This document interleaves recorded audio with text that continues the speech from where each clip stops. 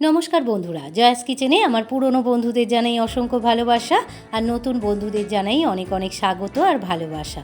প্রচণ্ড গরম পড়েছে বন্ধুরা, আপনারা কেমন আছেন? আশা করি সবাই ভালো আছেন, আমরাও খুব ভালো আছি। আজকের আমি সোয়াবিনের একটা দারুণ স্বাদের নিরামিষ রেসিপি নিয়ে এসে আপনাদের সামনে হাজির হয়েছি। বানাবো আলু, পটল আর সোয়াবিন দিয়ে ডালনা। এটা আমার শাশুড়ি মায়ের কাছ থেকে শেখা। দারুণ রান্না করতেন উনি, আর খেতেও দারুণ লাগতো। ভিডিওটা সম্পূর্ণ দেখার অনুরোধ রইল, আশা করি আপনাদের ভালো লাগবে। এই রকমভাবে বানিয়ে দুপুরবেলায় গরম গরম ভাতের সঙ্গে ভালো লাগবে, আবার রাত্রিরে রুটি পরোটা লুচির সঙ্গেও ভালো লাগবে। তো চলুন শুরু করা যাক। রেসিপিটা বানানোর জন্য প্রথমে আমি গ্যাসের উপর কড়া বসিয়ে বেশ কিছুটা সর্ষের তেল দিয়ে দিয়েছি। এবার প্রথমে পটলটা ভেজে নেব। এখানে আমি 5টা পটল ভালো করে পরিষ্কার করে ধুয়ে, মানে একটা পটল 3 টুকরো করে নিয়েছি, এরকম টুকরো করে নিয়েছি দেখুন বন্ধুরা। এবার পটলগুলোকে ভালো করে ধুয়ে তেলের মধ্যে দিয়ে ভালো করে লাল লাল করে ভেজে নেব। পটলগুলো বেশ লালচে করে ভাজা হয়ে গিয়েছে। এবারে আমি পটলগুলোকে তুলে একটা পাত্রে রেখে দেব। এবারে আলু ভেজে নিব। এখানে আমি 2টো বড় সাইজের আলু এরকম ডুমো ডুমো করে কেটে নিয়েছি। এবারে আলুগুলোকে লাল লাল করে ভেজে নেব। এবারে আলু ভাজার তেলের মধ্যে আমি দিয়ে দিলাম একটা শুকনো লঙ্কা, আর দিয়ে দিলাম তেজপাতা, একটা তেজপাতা 2 টুকরো করে দিয়ে দিলাম, আর দিয়ে দিলাম ছোট চামচের 1/2 চামচ গোটা জিরে। এবার সমস্ত ফোড়নটা লালচে করে ভেজে নেব। ফোড়নটা বেশ লালচে করে ভেজে নিয়েছি। এবারে দিয়ে দেব টমেটো কুচি। এখানে আমি 2টো ছোট সাইজের টমেটো একদম ছোট্ট ছোট্ট ডুমো ডুমো করে কেটে রেখেছিলাম, সেই টমেটোটা তেলের মধ্যে দিয়ে ভালো করে একটু নাড়াচাড়া করে নেব। এবারে দিয়ে দেব অল্প একটু লবণ। টমেটোটা একটু কচকচে ছিল বন্ধুরা, একটু শক্ত ছিল, এই লবণটা দিলাম যাতে টমেটোটা তাড়াতাড়ি গলে যায়।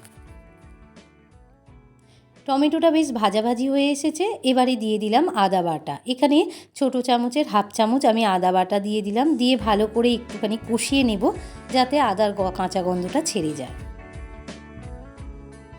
এবারে দিয়ে দিলাম গুঁড়ো হলুদ, ছোট চামচের 1 চামচ গুঁড়ো হলুদ দিয়ে দিলাম ছোট চামচের একটু কম গুঁড়ো লঙ্কা। ঝালটা অবশ্যই আপনারা বুঝে দিয়ে দেবেন। এবারে দিয়ে দিলাম স্বাদ মতো লবণ, দিয়ে অল্প একটু আদা বাটার যে জল ছিল সেই জল একটুখানি দিয়ে দিলাম, দিয়ে ভালো করে মিশিয়ে কষিয়ে নেব যতক্ষণ পর্যন্ত মশলা থেকে তেল ছেড়ে না দিচ্ছে। মশলাটা একটু কষিয়ে নিয়েছি। এবারে দিয়ে দিলাম ছোট চামচের 1 চামচ চিনি। তো বন্ধুরা, চিনিটা দিতেই হবে, নিরামিষ তরকারি তো চিনিটা দিলে খেতে খুব ভালো হয়। মশলাটা ভালো করে কষানো হয়ে গিয়েছে আর মশলা থেকে বেশ তেলও ছেড়ে দিয়েছে। এবারে দিয়ে দেব সেদ্ধ করে রাখা সোয়াবিনের বড়িগুলো। তো বন্ধুরা, এখানে আমি ছোট সোয়াবিনের বড়ি নিয়েছি, আপনারা চাইলে বড়ও নিতে পারেন। আমি আগে থাকতে সোয়াবিনটাকে একটু নুন জলে সেদ্ধ করে রেখে দিয়েছিলাম। সোয়াবিনটা তেলে দিয়ে দিলাম, দিয়ে মশলার সঙ্গে ভালো করে মিশিয়ে 1 মিনিট কষিয়ে নেব। মশলার সঙ্গে সোয়াবিনটা ভালো করে 1 মিনিট ধরে কষিয়ে নিয়েছি। এবারে দিয়ে দিলাম ভেজে রাখা আলু আর পটলগুলো।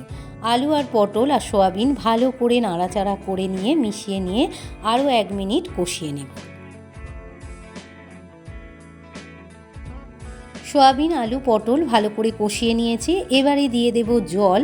এখানে আমি আগে থাকতে একটু উষ্ণ গরম জল করে রেখে দিয়েছিলাম, সেই গরম জল পরিমাণ মতো দিয়ে দিলাম বন্ধুরা, দিয়ে ভালো করে নাড়াচাড়া করে চাপা দিয়ে 5 মিনিট ফুটিয়ে নেব।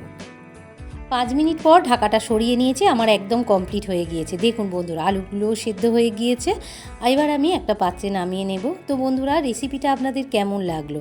চাইলে আপনারা গরম মশলাও দিতে পারেন, আমি আজকে দিইনি, সিম্পলভাবেই করলাম। তো রেসিপিটা আপনাদের কেমন লাগলো? যদি ভালো লেগে থাকে তাহলে চ্যানেলটিকে লাইক আর বেশি বেশি করে শেয়ার করে দেবেন। আর আমার চ্যানেলে নতুন বন্ধু হয়ে থাকলে প্লিজ চ্যানেলটিকে সাবস্ক্রাইব করে পাশে থাকা বেল আইকনটি প্রেস করে দেবেন। আর কমেন্টে জানাতে ভুলবেন না যেন আপনাদের এই রেসিপিটা কেমন লাগলো। আপনারা সবাই ভালো থাকুন, সুস্থ থাকুন। আবার দেখা হবে অন্য কোনো একটা রেসিপি নিয়ে। আজ এই পর্যন্ত, ধন্যবাদ।